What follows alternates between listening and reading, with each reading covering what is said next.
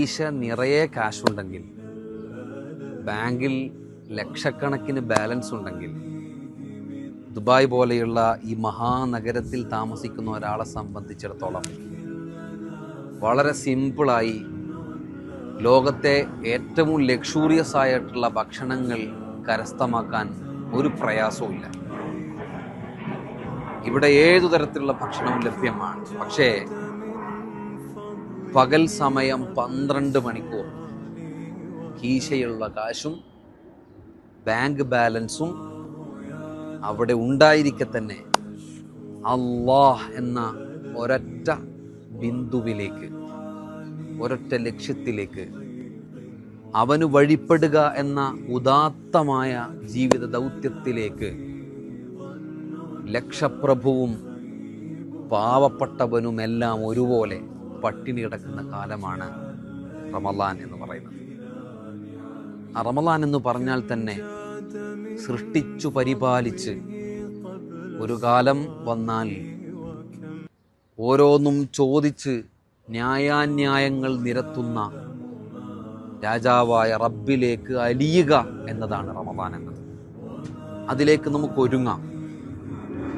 ഇത്ര നിർണായകമായ ജീവിതകാലം വേറെയില്ല.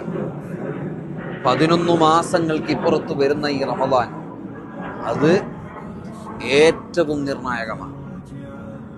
ഒരു റമളാൻ കൂടുതൽ ജീവിതത്തിൽ ഉണ്ടാവുക എന്നത് ഏറ്റവും പ്രധാനപ്പെട്ട കാര്യമാണെന്ന് ഇമ്മത്തുകളൊക്കെ വിവരിച്ചിട്ടുണ്ട്.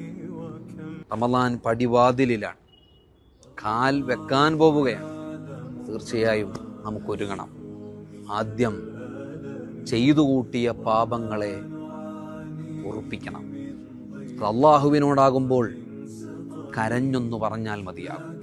മനുഷ്യരോട് ചെയ്തത് അവരോട് അഭ്യർത്ഥിച്ച്, അപേക്ഷിച്ച്, യാചിച്ച് ആണെങ്കിലും അവരോട് മാപ്പപേക്ഷിക്കണം. സാമ്പത്തിക ഇടപാടുകളിൽ കൃത്യത വരുത്തണം. അതിൽ എന്തെങ്കിലും തരത്തിലുള്ള അപാകതകൾ സംഭവിച്ചിട്ടുണ്ടെങ്കിൽ പരിഹരിക്കണം. വരാനിരിക്കുന്ന റമളാനിലെ ഒരു നിമിഷം പോലും അന്യാധീനപ്പെട്ടു പോകരുത്.